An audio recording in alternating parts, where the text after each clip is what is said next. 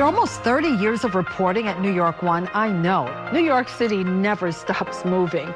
There are always new stories to tell. 4 months later, this rookie housing cop was plunged into the chaos of the terrorist attacks.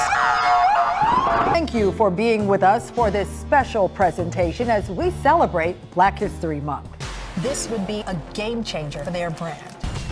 The machines that built America.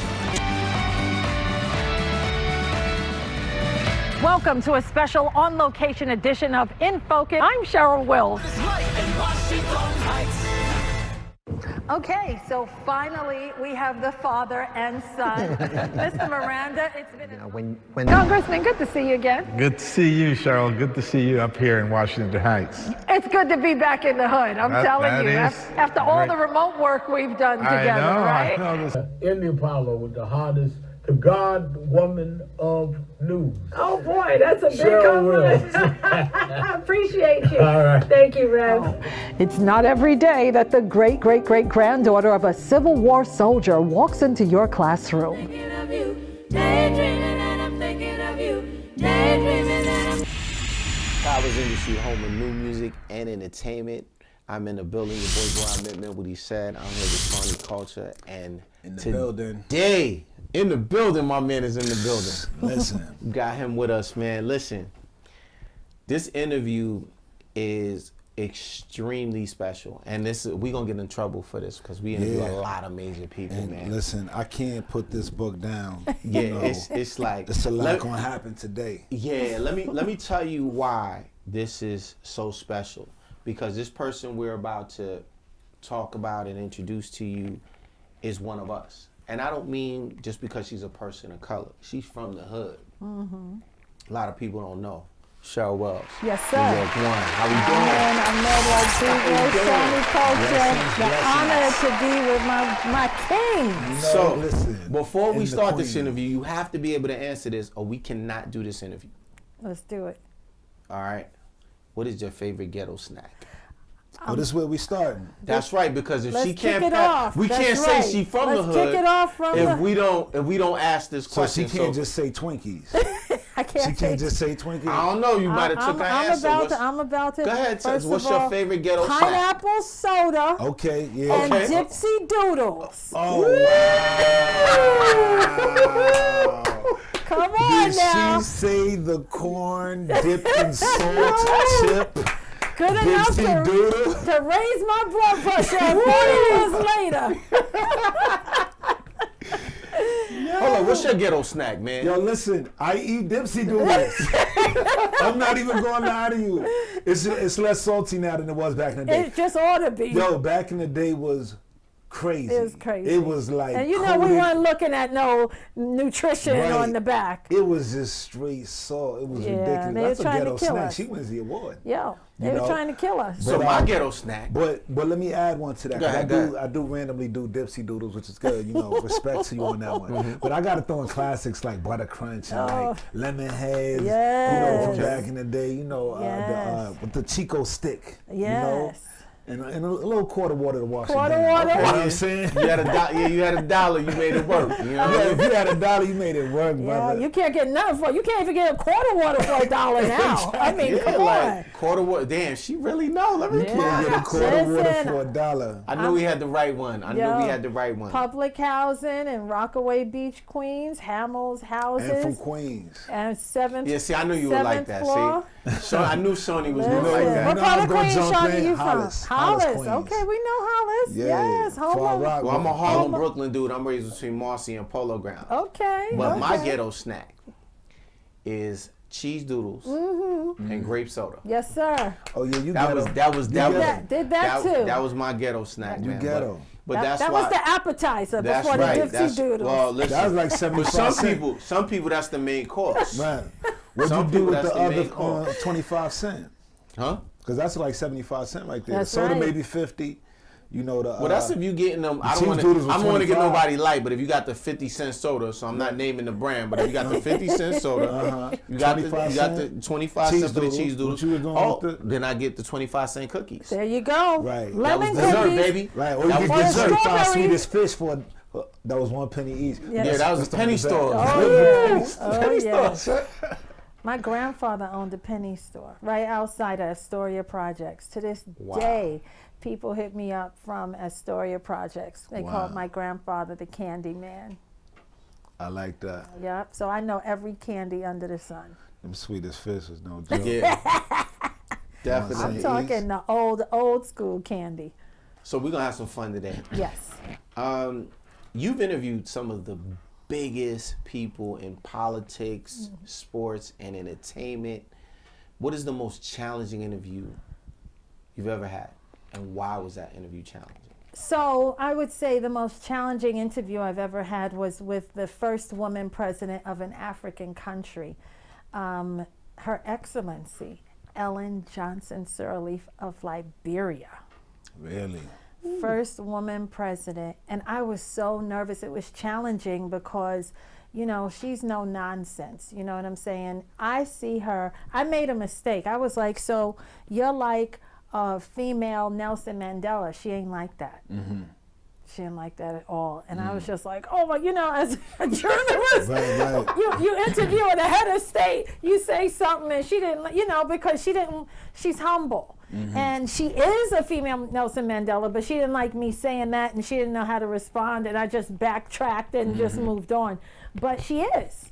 She Right. was jailed. She was ostracized from her country. She went through all manner of hell as a woman. And then after a terrible civil war, they elected her president. And it was an incredible honor to interview the first woman president of an African country. I didn't get to meet Nelson Mandela, but I consider her, you know, especially for me as a woman and her being a woman, a great honor. So it was challenging to ask her the right thing. You know, when you interview heads of state, you can't just pop off with anything. And I Right. learned that. I was like, whoa. Right. Because she looked it, she gave me that look. She's still a black woman. She still cut She me gave that you that look. black look. She gave me that mama look, like, don't be comparing me to nobody. Right. And I was like, all right, forgive me, you're not Nelson Mandela, but I was just showing you the utmost love and respect, you know? And that was my thoughts too. Like, a lot of people don't like the comparison, Yes. especially when they're in high positions. Exactly. They want to be looked at as a I unique. learned that so unique that was a individual. major challenge. Were you able to visit Liberia or any of the African Yeah, countries? so around I've that been time? to Senegal, and I went to Gorée Island, which is where, for all of us, no matter if you're from the Caribbean or if your family was brought here to America like mine was, or if you're from South America, Africans that were kidnapped were taken to an island called Gorée Island and several others. And they were basically put in jails. These islands were off the mainland of Africa, and they were prisons. And that was the last stop before you got on a ship and shipped across the Atlantic. And for me to return to Gorée Island was so deep, because I'm like, I am the first in my family. Now, we've been here hundreds of years. Right. I am the first in my family to step foot back where we were before we were enslaved. And I always tell people, because I go to a lot of schools, our story didn't begin with slavery. Right. And you know, over here in America, that's where we begin the story. And that's because tragic. we don't know. Because we don't know. And that's why I swear, I always say, if I ever get Oprah money, one of the things I'm going to do is organize to take students back across the Atlantic so we can see this is where you're from. Because when I was growing up in the projects, nobody said a thing about who I was, where I was from. I just thought I was a black girl that was on the 7th floor in 8104 Rockaway Beach Boulevard, had no context for how I got there, didn't know about anything, was just existing. And I think that's a recipe for disaster for our young people. You gotta have context for how you came to be, where you are, and where you're from, and why you should never be ashamed of it. And when you're like isolated in these, you know, I mean, we all grew up hard times, right? Yeah. These things are precursors for going to prison in many cases. Absolutely. And if you don't have any context for your survival, yeah, you're gonna make a beeline for that because you don't know anything else. So I needed to know that when I was a kid, but I know it now, and that's why I'm in a lot of schools teaching students that the truth about who we are, the truth about our children who speak Spanish. Just because you speak Spanish, your ancestors were over in Africa too, kings and queens and people of great, Lineage. accomplishment and merit, and language is not a barrier here. So going back to Goree Island was a milestone for me. So where's Goree Island? Is that off of Senegal? Off of Senegal, yeah. Yeah, I'm It's a supposed to be little going island. out there in November for the Festival of Dakar. Yes. And that's where it And that's is. my first time, and they said there would be I thought it was called gonna be something a else. day Is there trip. another island off of the coast? But it's similar to Ghana. where Yeah, yeah. Ghana has the door of no return. Senegal Goree has Island one, has the door of no the door return. of no return as well. And a They lot will of people take you don't there. know that. Right. Do not leave there until if you go to Senegal and they don't take you to Goree Island, You messed up. Right, they will. right, It's a must, and that's the door of no return. right. And what they mean by the door of no return is they would pull the slave ship up and you handcuffed, and men, women, and children. And once they walked through that door, that was it. Right. There was no coming back. That was the last time your It's a family real saw tragedy. And when you stand in it, I mean, people pass out. You know what I'm saying? People pass. And I stood in it, and I had a friend take a picture, and all you saw was my black silhouette.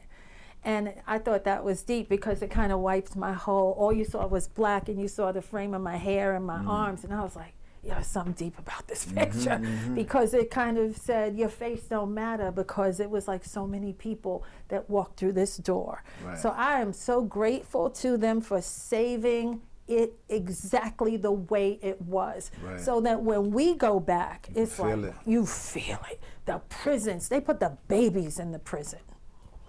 you. Yeah, see, I gotta. Oh, it's heavy. You I gotta take go a deep back. breath before you go I haven't there. touched West Africa yet, but Yeah, no. definitely. Really glad quick you're on that going. same topic. Have you ever traced your African? Of course. And was yeah. it traced back to Senegal or Yeah, which West so- African country was Yeah, it? so you know what happened, right? Once our families were all taken from these areas, and these areas during the slave trade were not called Senegal, Nigeria. Right. It was something altogether different. You know, they didn't have a picnic either there, because they were colonized and chopped up and different languages put in their mouths. So Right. those of us that left, those that stayed, they tore this countries, their whole way of life up too. Why Africans speaking French? Come on. I Now. mean, do the history, What's right? happening? Why are y'all speaking English? Where's all the Yeah. tribal languages that? Colonized and destroyed everything. So I highly recommend you go back. It's an honor to be able to say you're the first one. You know what I mean? That's like, yo, straight up, I'm gonna write my own obituary. Like, I hope I don't die by because I feel there's two things that I've done in my life where I'm like, this is what I want people to remember me for. Number one, I'm the first to return to West Africa. That's big. Number two, I'm the first to realize I'm the great-great-great-granddaughter of an enslaved African who fought in the Civil War under President Lincoln. I didn't know that in the PJs either. You know what I'm saying? So, And we're definitely going to go in that direction. yes. But I want to remind people, because in our current space, you have just a phenomenal career that I Thank feel does not get the flowers it deserves. Thank you. So I have to just say that.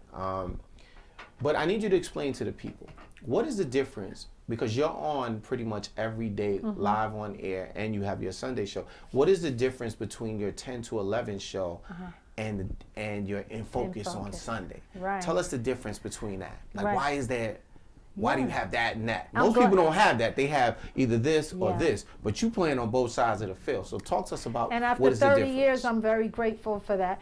And so every night at 10 o'clock, I'm doing a primetime live newscast, which is the news of the day. So I'm like a network anchor you would see like with anybody, Lester Holt or anybody else, summarizing everything that happened that day. In 1 hour. In 1 Every hour, day. every day.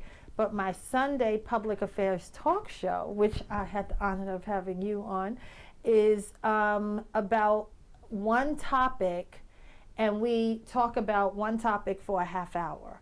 So in your case, you were on to talk about Juneteenth, and empowerment. And so we talked about that with different guests for 1/2 hour. So that's not news, that's a public affair. So I juggle both, and it's a lot of work. I hope the salary reflects that. No comment. We're going to start a petition. Yeah. Right on. So you are a big, and we're going to get to the book, but there's a lot more to you than just this book. Yeah. And I want to make sure people understand that. Thank you. You are a big fan of gospel. I am. Let's talk about that. Yeah, so I'm so proud to be the author of Isn't Her Grace Amazing? The Women Who Changed Gospel Music.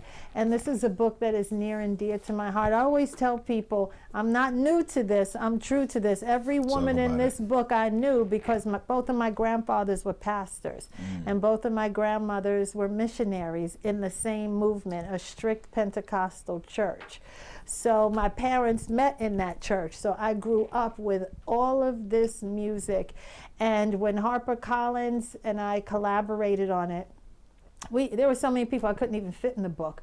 And we got 25 amazing women, past and present. Mahalia Jackson to Mary, Rosetta Tharpe, who played the guitar in a way. I think I talk about her the most because she played the guitar in a way where Elvis went, wait, what? Chuck Berry went, wait a minute, what was that? Do that again? Right. So she was a pioneer, and she's in the Rock and Roll Hall of Fame for really pioneering what they call rock gospel. Say that name again. Sister Rosetta Tharpe.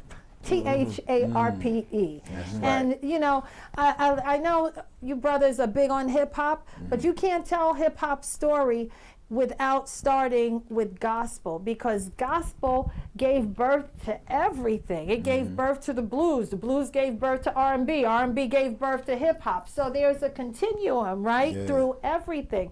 So that's why I'm so honored to bring the legacy of these women to life, because one thing about our culture is you got black people that do amazing things all the time. Our problem is who is preserving it and keeping it alive once that person passes, right? Aren't we always finding out, oh, this black person did this 150 years ago. Why don't we just find that out 150 years later? Right.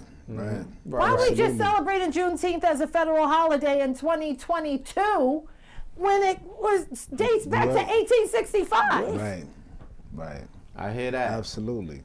So you, Sally Martin, seems to be a very big deal for you. Yeah, she was a pioneer. Talk to the people about Sally Martin. Absolutely. So the father of gospel music is this man named Thomas Dorsey, right? He wrote a song called Precious Lord, Take My Hand that's sung at every funeral, black funeral in America. People crying, they just hear that song.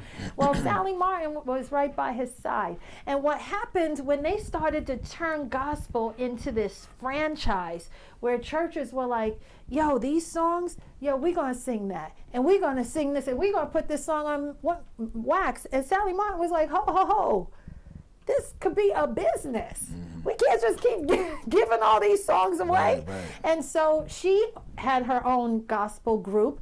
But most importantly, she started to create order to all of these gospel music sheets and the choirs. And she was like, wait, we gotta have order. We just can't. It's like today, you got a brother that gets on the mic and he's hot, and somebody go and take all his stuff and they making and it's just like, no. Right. So Sally Martin realized we have to have order. We have to have sheet music. We have to have copyright. We have to have our choirs. We have to have this.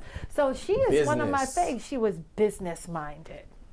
She had the Sally Martin singers, but she was also business-minded. This woman dates back to the 1920s. You see what I'm saying? You ever heard of Sally Martin before, Ahmed? I did not until I started to really look into what you were talking about and really started to check out the book, really started to check out just what you were representing. And for me, Sally Martin was that person that woke the industry up. Yes, she did. Like, yo. And she was writing on the low, doing stuff from what I understand from Cass. And it's kind of like, it's funny when you look at like Al B. Sure, right? Yeah. Al B. Sure wrote so much music for Jodie, all of these people, but back then it was kind of frowned upon, so he had to keep quiet. He got a check for it. You know what I mean? Right. And he went, and when you just, like, he performs, right? I was at a show He's like family to me, so I gotta say that. I'm not gonna pretend like I don't know. Like, you know, I've gone to stuff. He's like, yeah, we come to New York. He's like, yo, come to my thing. And the first show I kind of went to, I looked, and he was singing all these different songs. So in my mind, I'm like, why he keep singing everybody else's song?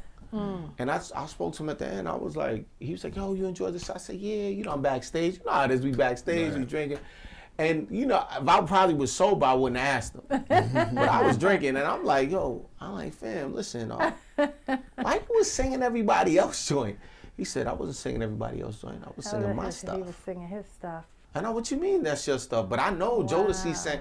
He said, who you think wrote it? Wrote it, yep. I was like, you wrote that? He said, yes. Wow. You wrote that. You wrote that. So it's amazing. You know, and he has a good voice. He did his thing. Yeah. But being able to have that ability, and then then we got into the conversation about publishing, about royalty, and and he made me realize you always hear it, but you don't. If you know, we not singers and stuff, so we kind of hear it, but we like, oh yeah, we think you should do it. And we like, I gotta host the party, man. You know what I mean? But like sitting here listening to him, it's amazing how much money was lost. Oh yes. And this woman that you described, for me, kind of inspires all of that truth. She brought that we order need to a lot of chaos, and that's why she's known. I mean, Mahalia Jackson is known as the mother of gospel music, but Sally Martin is really known as laying that foundation and bringing order because it was starting to take off, you know? Yeah, I want to go back a little bit. CHERYL Wills, right? The girl who grew up. Like, how did you get into this lane of being on television, you know, in New York for 30 years? Yeah. Because there's honor in longevity. Yes, there is. Thank you for saying that. So salute to you for your strength and perseverance, because we see many come and we see many go, you know. Only the strong survive. Only the strong survive, survival of the fittest. So was it always an aspiration to be a broadcaster? Yeah. How did you get into it, and the connection to God in your life and the gospel? I know you said your family, but in terms of wanting to document that part of it. Yeah, so, you know, one thing, like I said, I'm in schools a lot, and I tell students, trust your inspiration. Trust that flash. I know you're in 4th grade and something's telling you and you're like, oh, where's this coming from? But just trust it, because that's what I had when I was in elementary school. Something said, you're going to write books. And I used to start practicing my signature. Now, what am I, 7 years old? Practicing, am I going to make the C this way? I don't even know what am I talking about. And something also said, you're gonna interview people. And so I would just start interviewing my grandparents, because they were fascinating to me, because they all came from the Jim Crow South. And, you know, me being the first New Yorker, really, when I see the South, I see colored only signs, I see lynchings, and I'm like, y'all came through that? Cotton? Y'all came through that? What? And I literally interviewed all of my grandparents over and over. So my innate gifts were expressing itself. And I'm just really, really glad that I trusted it, because then when I got into high school, something said, don't let that go. CHERYL, don't let that go. And I went to Syracuse University, which had the best broadcasting school. Right on. And when I got there, it was just like hand in glove, right? And then I kept going, and I just let doors open for me. You know, I won't say it was easy, but I did see, living in public housing, my share of trauma. And I said, okay, well, I know what's waiting for me if I go that way, because I've seen that all my life. Uncles in jail, murdered. I've seen that. My father died when I was 13, killed in a motorcycle accident. Got all that, know what happened. So let me go this way, and let's see how it all plays out. And, you know, when I ran into a brick wall, a hole would open in the ceiling. It was really pretty amazing. Wow. And I tell people, you're not alone here. I fully believe in God, but I don't know everything. But here's what I know. When you have unwavering faith, doors will open, and you won't even know how they open. You are blessed and highly favored, just based on your ancestry. I'm not saying any other culture is not, but I'm just talking about the hell we've been through. When you are determined and you prepare, just stand back and watch the door open, watch the magic happen. And there's so many people from Oprah to you name it who've come from, I mean, under Right. and then end up on top. So we Right. have too many examples of people who have excelled, and I just trusted it. Talk that talk. I You trusted mentioned Oprah, if I could, one more question. A lot of times going for something that you have achieved in your career, having somebody close to you that has done it makes it seem more tangible, Yeah. right? And of course you saw the Oprahs and other people that were doing it, but was there anybody close to you that had ever been in TV in your No. family or the entertainment industry, or No. was this an uncharted road? That's a that great you- question. Completely uncharted. When I say I grew up in hard times, I mean I grew up, there was drugs like this. It was not pretty what I saw. I saw some really traumatic stuff, and nobody in my family other than my father, who had his own issues, went to college. So I always describe it like this. It was like I was walking in the dark, you know. Nobody, I couldn't say, "Hey, Auntie, can you get me an interview at CBS?" Right. I mean, that wasn't No happening. family members that could get you in the door. But that's why I say the unwavering faith. And my big thing, aside from this book, my big message is how to tap into the ancestors. I'm speaking at a high school graduation tomorrow, and that is always my message. Everything you do in this life, all that you strive for, remember, you are not alone. One of the things that we lost when we were dragged here against our will and brought here and enslaved is that we forgot the power of the ancestors who surround us. We forgot that you don't have to look and say, "Oh, I don't see it, so therefore it's not there." Right. Because you got an army that's like, "No, we see it for you if you would just continue to forge ahead and not lose faith." But we live where people are so exploitive, and they're just like, "If you don't see it, it's not real. If we can't exploit you, then you're nothing to us." But that's not who we really are. Right. We come from people who could see what was not seen. They would set a table. Wait till you go to West Africa. You'll see they set a table for people who have transitioned. Right. Yeah. You know it because they know that they're still present. Now, I don't know how Is it that works. in the Yoruba religion? Correct. Right. Correct. In right. Nigeria, I mean, we Was got that Go Green? but we got to get Right, back but yeah, to that. no, I know. I have friends of mine, and I play West African drum, the djembe. So I know I Nice. used to go to their You house. played that for real? Yeah, I make Wow. steel pan too. You know, like. Oh, by yeah. I hand. ain't never I seen mean, you do that stuff, man. Yeah, I mean, really? as a Oh, kid, wow. yeah. and I Oh man, I ain't never seen you do none of that. So I played the drum, but when I would go in some of my friends' house, they would have, for Oh, their yes. father, or their grandmother who passed away, the table set for them still, Because which they was know always they're very present. interesting. Yeah. But yeah, see, when yeah. we got here, whatever they made us hate ourselves, they made us hate I mean, come on. Yeah. So many Bob Marley, That right? kind of rhymed. I can tell I you. mean, actually, that's from a rap song. Look, I look, mean, there you go. See, I told you, I love bars. that's actually, Bars, CHERYL Wills Come on bars. now. New York one. So let me ask you, man, what is the difference between, because you guys are touching on the struggles and stuff, going back to where you are professionally, what is the difference now you find for women in media than from now? Oh my Like, where's the level of progression? Oh Where's my it? goodness, it's been dramatic. I mean, when I started, women were really starting to make inroads. So thank God I didn't have to see where they were like, no women allowed. It would just be all men.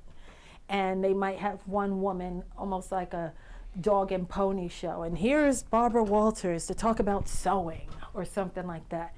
That doesn't happen anymore. Women are almost equal, I would say, now in journalism, and I'm glad. A lot of doors have been opened for me.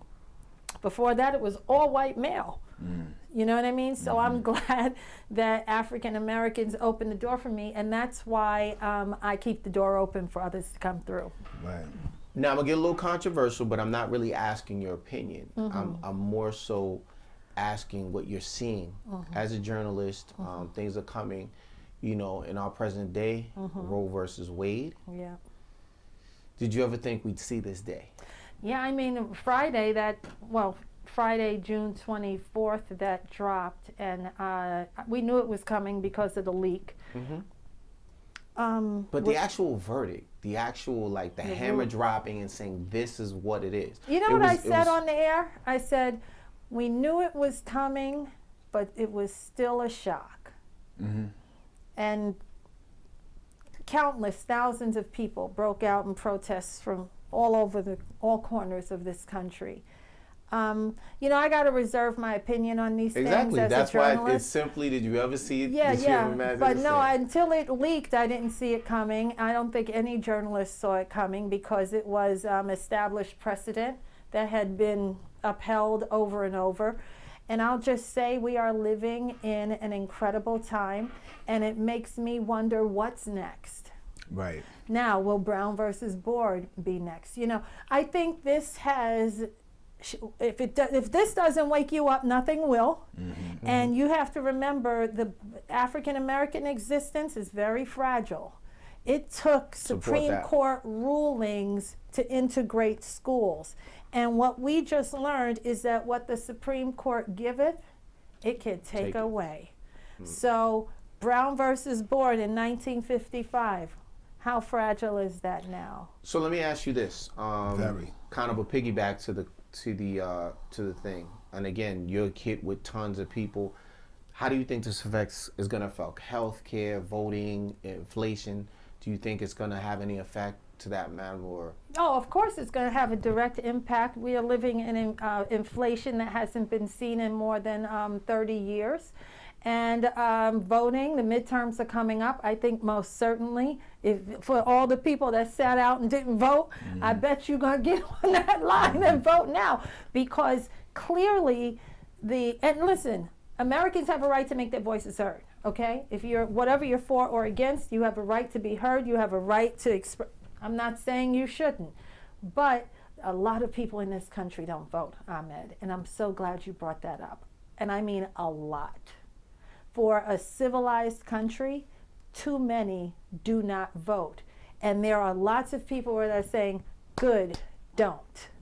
And they're going around and electing all of their, I mean, you got in Florida, people, they're doing things that's making the world go, wait, what did you do? Right. But because you have such a small pool of voters and they're now organized, they're like, we're glad you didn't go to vote on election day because now this is ours.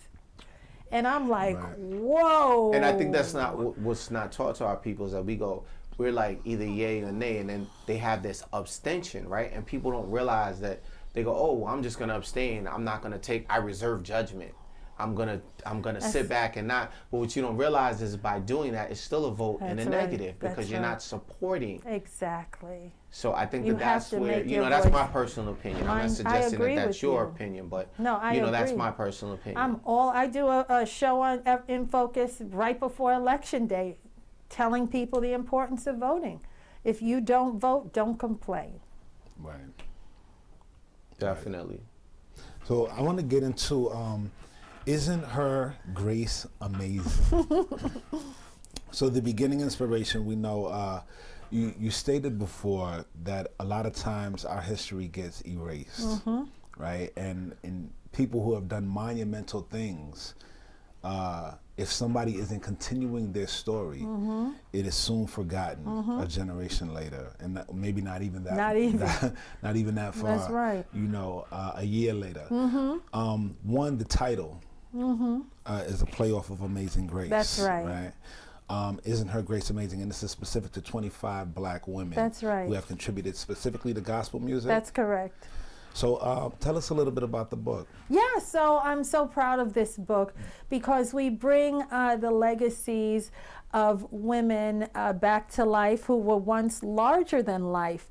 We talked about Rosetta Tharpe, we talked about Mahalia Jackson, we talked about Sally Martin, but what about Clara Ward? Clara Ward and the Ward Singers traveled all over the world. They played at major venues all over the world. And I I don't know how old you guys are, but when I was a kid, one of the biggest shows, top 3 on TV, was a black man named Flip Wilson.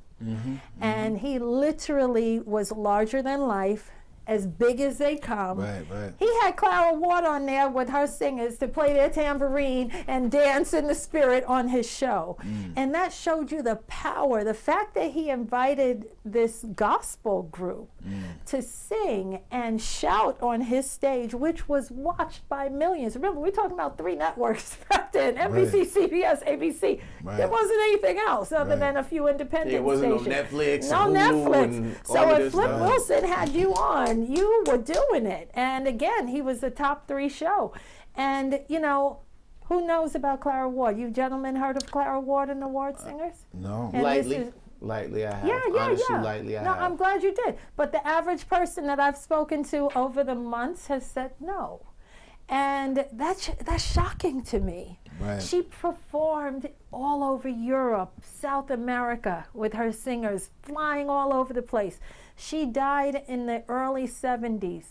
Hardly a word about her since. She taught Aretha Franklin how to sing.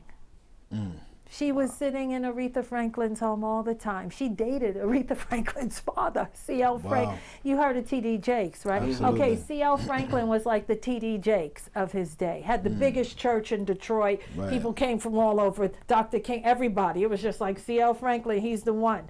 And she died, and who's Clara Ward? So, you know, it's up to us, Yeah, right? yeah. I'm not blaming mainstream America. I'm blaming us. Yeah. Clara Ward was our mama and our sister, right? And if we don't protect her legacy, then who will? You're right. So that's Now- why that book Is extremely is what it important. is. Now I see here there's 5 different categories. Yes. Right. And now as we see here, there's the first one is Queen Mothers. Which Starting with Mahalia Jackson, You have Sisters in Song. You have the Architects. sister groups. The sister group. Okay, is that what that is? All right. You have Architects of the Melody. Right. And the architects of the melody are women who took their own spin, like say a Dorothy Love Coates, and said, this how I hear gospel. You know, sort of like hip hop, right? Somebody right, will I'ma come do it along. like this. They I'm got gonna their do own it like style this. and flip it. Yes. And Right. so that's what, you know, like an architect, you take a structure and you're like, I'm gonna spin this way, even though everybody sings it that way. I'm gonna do a little something like this, and they became famous for doing so. You have crossover queens. Like Aretha. Now, see, it was a big deal. A lot of people may not remember when Aretha left gospel to sing R&B. You know, Mahalia Jackson, the Queen Mother, was offered millions. Hollywood kept saying, Mahalia, you're making pennies compared to what we will pay you. This gospel, you on the Chitlin circuit, yeah, you get a little hit now and then, but come on, Mahalia. Right. If you Come did, get this money. come get this paper. Right. If you sang like Bessie Yeah, she Smith, from Queens. You know that. Queens get the money. you're right. Queens get the money. She would never do it. But the women in that crossover Queens did it. Mavis Staples. She was with a gospel group Right. called the Staples Singers. Aretha, you know what I mean? Aretha, yep. So I got to jump to the beginning of this. Well, I have just to say, in the final chapter is, and still she shouts. Well, these are the ones you know, Yolanda Adams, right? The ones that Mary, right? Dottie Peoples, the ones that are still going strong. Tamala Yolanda Mann. Adams, Tamala Mann is larger than life. In all of her, you know, with Tyler Perry and all the movies and everything. So, these are all the current singers. Yeah. I have to, I don't know, I just have to applaud you. Like, as a journalist, right, you're expected to be neutral. And this book just speaks the truth of so many things, and you have others as well. So I have to just applaud you for that, right? The title, Isn't Her Grace Amazing? Why this title, and where did you get it from? because Isn't Her Grace Amazing is off probably the most famous gospel song in the world, Amazing Grace. And How Sweet the Sound, right? And it wasn't written by a black person, it was written by a white man. But it's an iconic gospel song. And we knew that with that title, especially with the word grace, you see it in the largest letters, that's going to immediately signal to the reader, grace. Amazing, amazing grace. Must be about gospel. You know, you want to grab the reader. That's the marketing aspect. The marketing. There you go. It's all about the marketing. So Queens get the money. Queens get the money. You know? She know what it is. So that's why we chose that title, because of the famous gospel song. Understood. You tweeted something about 2 weeks ago, and you were on this property that looked really historic. Yeah. Does that tie into the book, or was that something? That's separate. So, and we got to come back and do another thing for that, because I think we ran out of time, right, for this one. We good. See, that's the beautiful part of what we do. But very quickly, so what you saw on my Twitter and Instagram, I'm also, like I said, the great-great-great-granddaughter of an enslaved African who fought in the Civil War. And I found him 10 years ago, Ancestry.com, all that.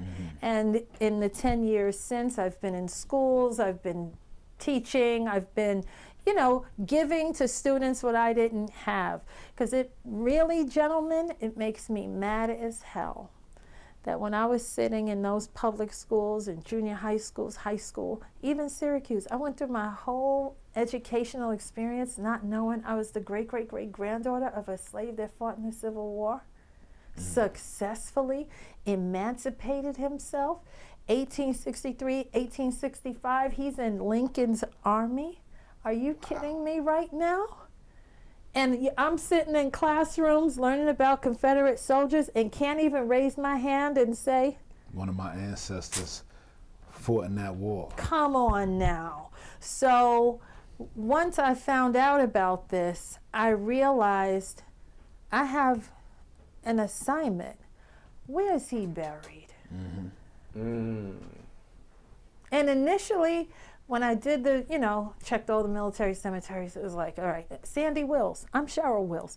I found out the man who bought him at auction when he was 10, Edmund Wills. So I know the exact man whose name I'm carrying. I'm not carrying my West African name. I'm carrying the name of a criminal. Is that why you hit the ground running? Because you started this whole book tour. And this tour has been fight. Yeah. Like, wait, hold up. Check my name right now. I'm telling you. And we all are. And to answer your question, yeah, that's what started my book tour.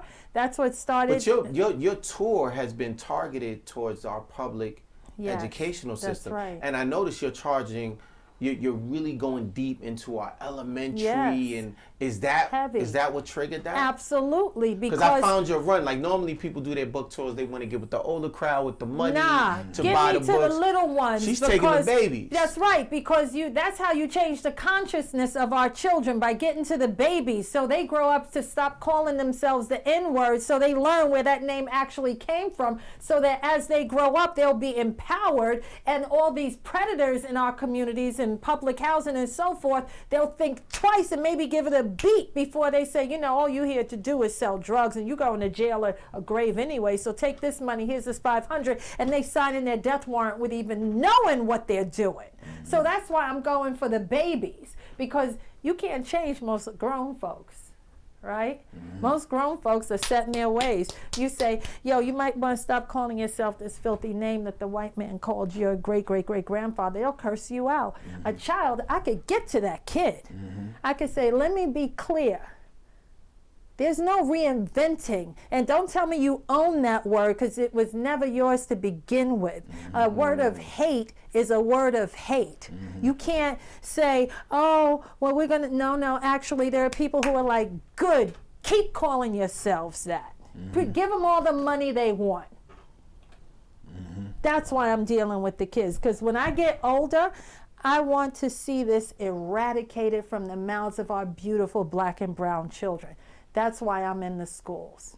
And the children can understand it quickly, Because see, when you get older, your ego gets involved. Right. Society doesn't influence you. Come your on friends now. influence you. But Right. when you boil it all down, there are people in the South who are like, can you believe we don't even have to call them that anymore? Right. Keep it up. Right. That's why I'm with the children. Right. So in a nutshell, those pictures you saw, I pinpointed the hill where my grandfather is buried in an unmarked grave. You did. Yes, sir. And I got thank you. And I have an archaeologist, and literally in July, I'm going back with Oprah's writer. She started it, she's doing a series on me. You can see it on my Instagram. And with another network, but I don't think I can say it yet because they asked me, I signed the NDA. But another major network is coming. And they're following the whole journey when they put the first shovel in the ground and when we look for the remains of Sandy Wills. And we're going to have his DNA matched to mine. We got to go grave by grave. That's and crazy. take DNA from the bones, match it to mine. And when we find Sandy Wills, he and his wife Emma, who I also wrote a book about, they'll be removed and reburied in Memphis National Cemetery with honor. Wow. How's that for somebody That born is in the amazing. project? Come on now. Queen from Queens. Talk about it. See, I knew he was gonna do that. Queen from You know. Queens. He's already lining it up. Queens. That's right. That's Queens right. get the money long time. Yeah, okay? come on now. know. Come on now. You know, that is amazing. Thank you. I didn't know Amazing. that was my assignment when I was a kid growing up in the projects. I thought I was just asking questions. And you see what I'm saying about how the ancestors will be like, we know you don't know now, but you keep asking those questions. You keep doing, and we want you to be a journalist so that when you find, you're gonna know exactly what to do. And I knew exactly what to do because of my career. Wow. And I knew who to call. So this isn't Talk your about first it. book. No, You've this actually is had my other books. fifth book. Yes. One of them was sold out. I went to Yeah. get a copy and I couldn't. I'm like, so They're I guess selling, for me, the other side of this is that what is the difference between this book and those other 4 books? They're actually married. These women in this book all grew up under the heel of Jim Crow. Many of the women in this book are the granddaughters of enslaved people. So they're actually singing through the trauma of what we collectively have gone through. You know what I'm saying? So when you hear Mahalia Jackson singing, did y'all see Summer of Soul? Y'all saw Summer of Soul. No. I see Summer of I ain't Soul. gonna lie, My man. boy Questlove, come on now. Oh, yes. See, man. you see what happens? You gotta go Questlove. Oh, yeah. Right. That's my man right there. Yeah. Questlove. I mean, he took a 1969 concert in a park in Harlem, a Right. series of concerts, and put them into an incredible doc. Yeah. Mahalia Jackson is in it. Mavis Staples and the Staples Singers is also there. And so you see them singing the songs related to our collective experience through slavery to freedom. So that's how this all kind of married. You know what I'm saying? Understood.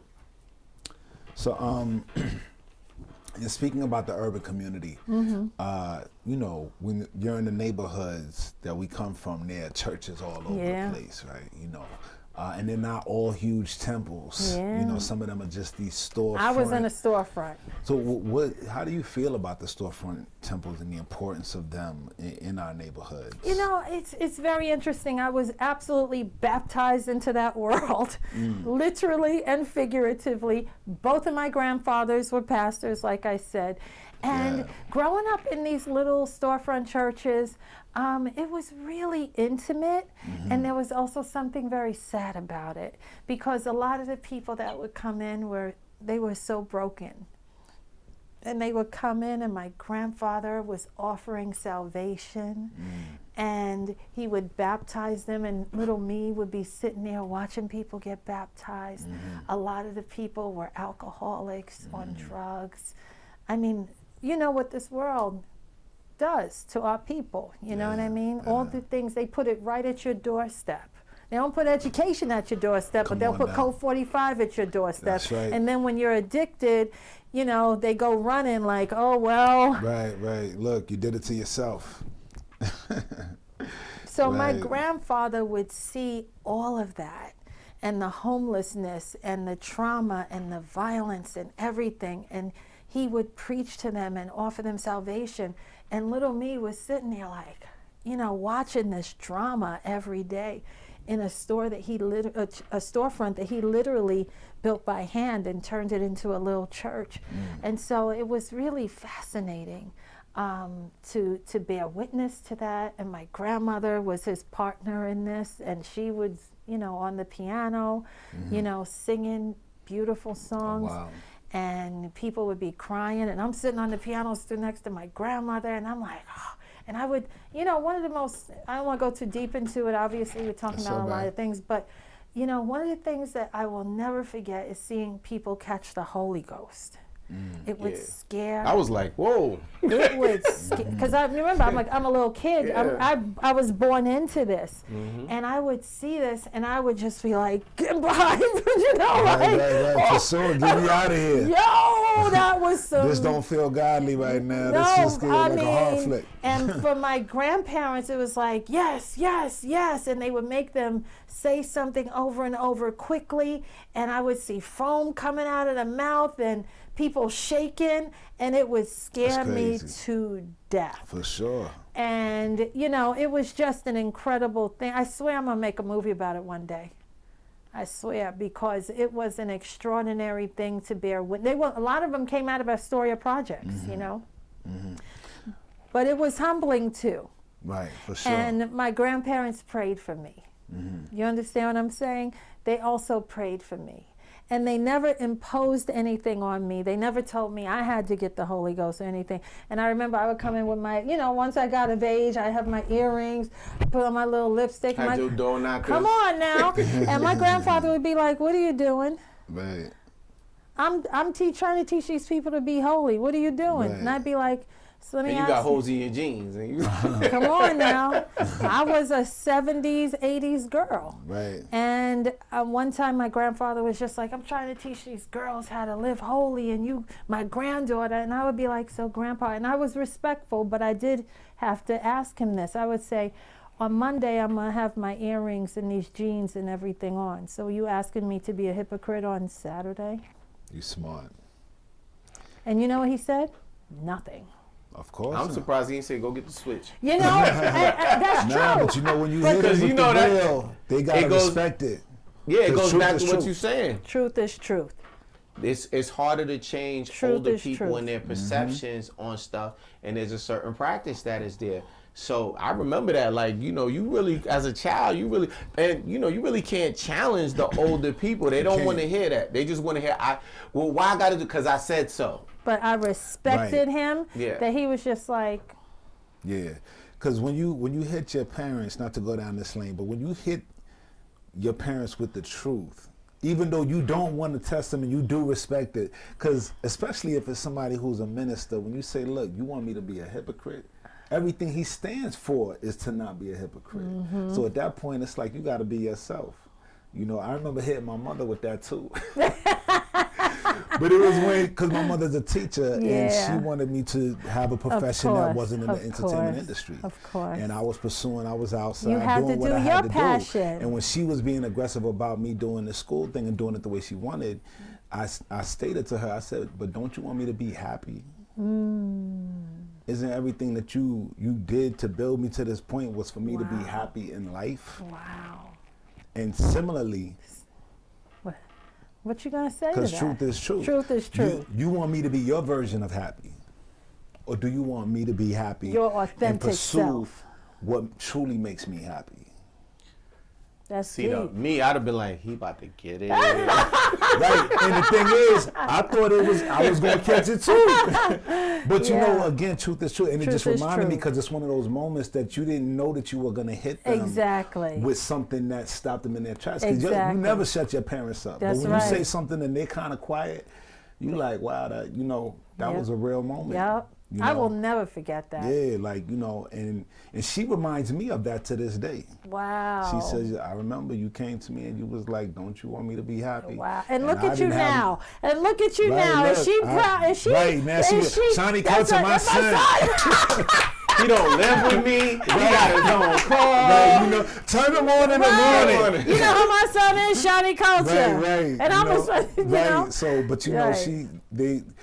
there comes times when, Yeah. again, your purpose Yeah. has to shine, and when That's you can right. speak your truth. You have to be your authentic self. When you speak your truth, it resonates to Yes. everybody around. And you say it like I said it respectfully. Yeah. I didn't raise my voice. I didn't curse. I didn't say anything. But I was just like, so you asking me to be a hypocrite? Right. But you know, when you dealing with them older elders, they're like, was go get old. the switch. Yeah. It's like, well, what? And then mom come up, well, what'd he do? I don't know. He talked back. Right. Like, well, all I said, boy, go get the switch. Yeah. But I understand it, and I agree with a lot of. I mean, I understand it. It's like you gotta kind of. They teach you to stand up for yourself and be this, and then Be on the flip side, outspoken. we gotta humble ourselves when it come to them. They're like, what's that saying? There's a saying that he says, don't do as I do, do as I say. And I think that philosophy is stuck. Yes. In that It time. resonates. Very You'll true. only get one or two of those moments. Yeah. True. You ain't gonna get a bunch of them. True. You silenced your parents' moments. I know. Because I then know. you trying to be too smart. Right. But, then you will get knocked right, upside then your it will head. be the switch. You know what I'm saying? But did you have any siblings? I have 4 siblings. You have 4 siblings. Yeah, I'm the oldest. Wow. Yep. And we lost our father. I was 13, and everybody was under me. The youngest were 6-year-old twins. Right. And my mother had to raise 5 kids by herself. Wow. Yep. And I asked that because when you stated about finding your ancestor who fought in the war and that being your purpose, and you told the story as if this was your isolated movement and what it meant for you and how that connects the whole family and how that will be documented. Yeah. But with your siblings, they're in the same position as you, though you uncovered it. Yes. How did it resonate to them? How does it make them feel, or are they not as passionate about it as you? Yeah, I don't think anybody's as passionate about it as I am, but they're 100% down with it, and they're very proud. Yeah. And each in their own way. My brother, who listens to, he's a big fan of yours, and he owns a gym in Long Island, and he's helping young people.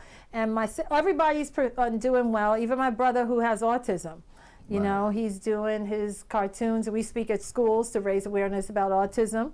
Yeah, so we've all, thank God. And again, that's what I mean about the ancestors will, protect you.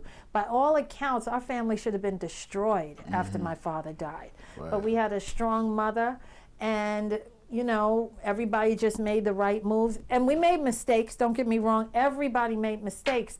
But even when we made mistakes as a family, we were still protected in some way. I don't really know how it works, but all I know is we were protected and we're all alive and well, in spite of it all. I tell you, man, you're just so dope. Thank Like, you. seriously, she's so Absolutely. dope. And this is no shot at any. Again, we've had a lot of people on this show and sit with us, and Shani knows a lot of people. I know a lot of people. It's just let me tell you what makes you so dope. You are a speaker. Thank you. You're an anchor. And one of the things we haven't talked about is your little acting career that you've been keeping on the side. My girl's been in Spider-Man. Yeah. She's been in Morpheus. Really? She's Yeah, been yeah, with yeah, Samuel yeah. Jackson on Freedomland. Really? And I do remember And Law and Order. I was about I to say played that. myself. Law and Order, but the SUV version. Yes, See, I be watching. Yep. And I was like, yo. So when we finally got introduced, and I'm like, why do I know this voice? It wasn't just like the TV. Right. Because you flipping through the channels, Sure. you see, you kind of watch a show, then you go to this, you go to that, you go. But your face is just. But it was like, yo, the Law and Order. Like, she's been on Law and Order. I don't Yeah. even know how many times. No, I'm a regular and on that. the ironic thing about you is that her name stays the same. They don't make her a character. That's right. She is. Right. Yep. She is Cheryl CHERYL Wills from New Wills. York One Yep. on That everything is she dope. does. Yep. That's dope. Who's your Yeah. agent, girl? Right, We got to talk offline. Yeah, I'll tell you see? my agent. Yes, yes.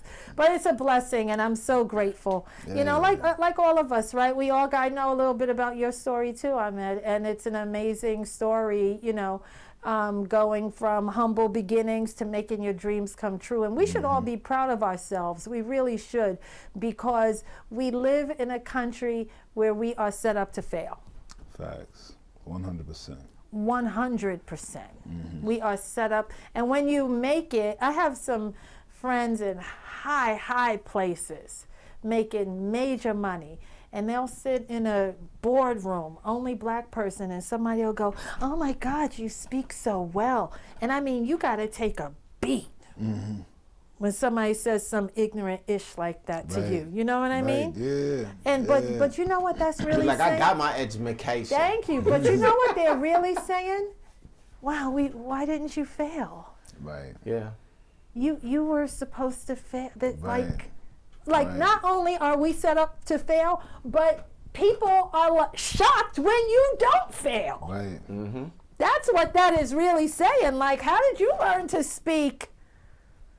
So when we make it in our respective fields, we should big each other up. That's why when you told me about your project, I was like, I'll get you on. I mean, within 2 weeks we did that, right? Yeah. And you returned the favor, and it's my honor to be here with both of you. And that's what we have to do. We have to support each other, past and present, and that's why that book, to circle it all back, we have to support those who can't speak or sing anymore or rap anymore or do whatever it is they did. It is up to us to let this world know you did not win. You didn't win in destroying this soul. They're going to live on even after we bury them. Amen. Amen. So before you get out of here, Blessings to you. Thank you. I know we got some questions, Yes, sir. because we got to return it back to where we at. Yes. And that's this hip hop game.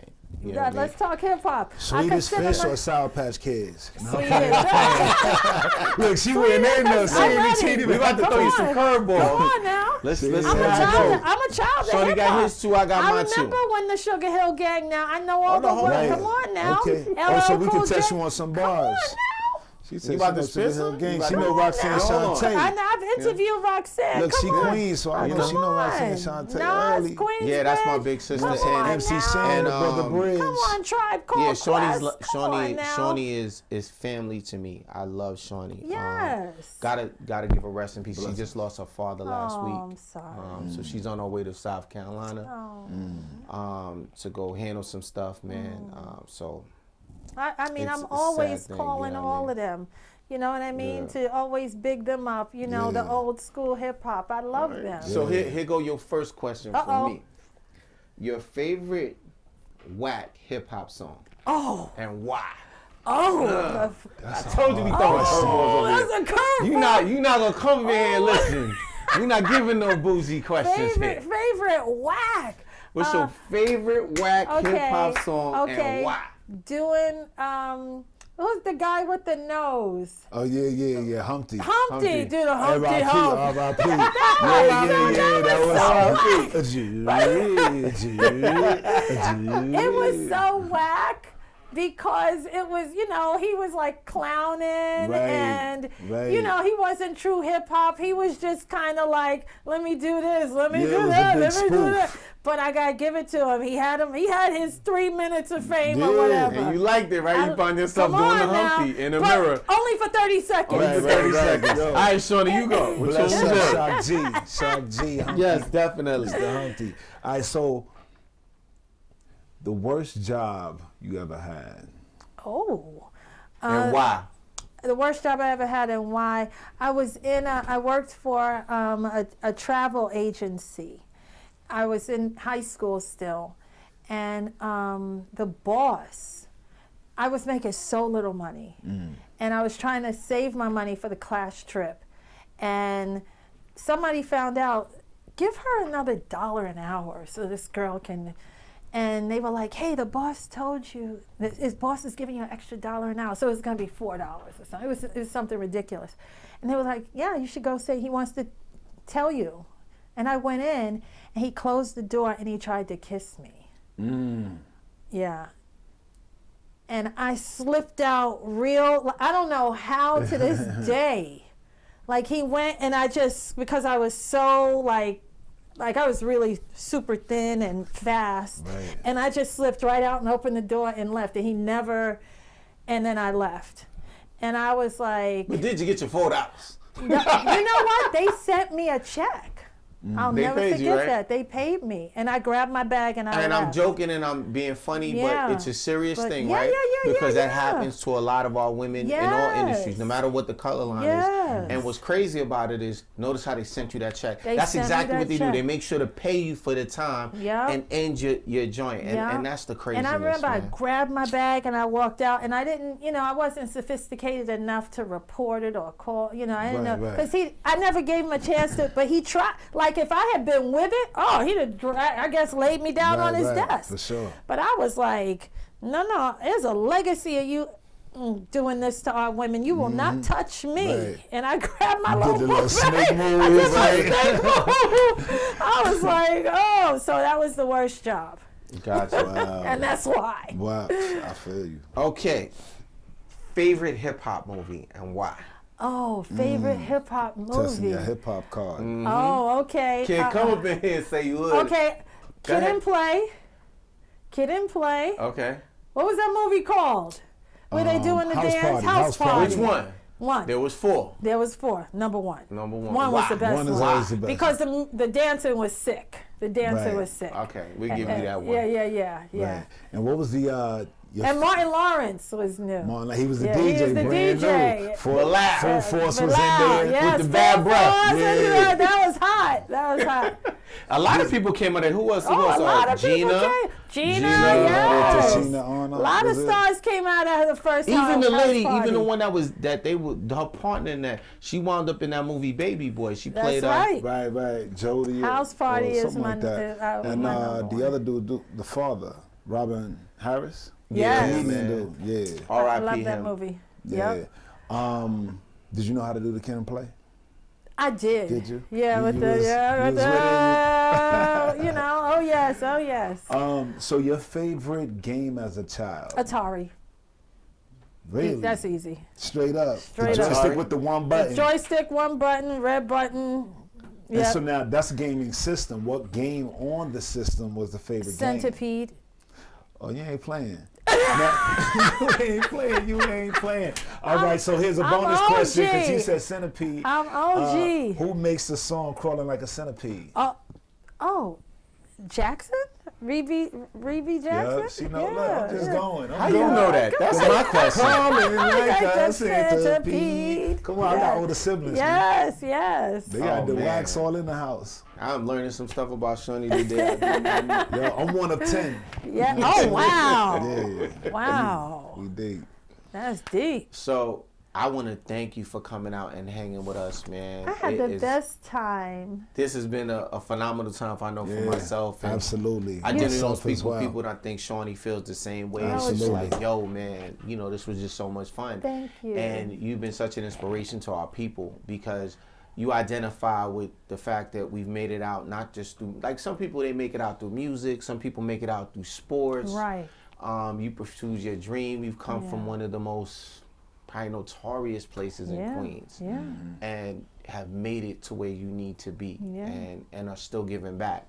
You could easily kind of slip away from stuff like this. Well, I don't, because some people in this business, I know. they don't like to do stuff like this. They don't, I don't know if I really want to do that. And maybe I'll, you could call my publicist and then the publicist calls you and then the producer, like it's like 1,000 roadblocks just to sit with somebody and kind of get to the truth. Yeah. And myself, I know Shani I don't really do the publicist thing. I hear you. If you are a publicist, no disrespect to you. Yeah. But if I talk to the person Thank you. and you want to do it, in my mind, the publicist works for you. That's so it's right. very simple.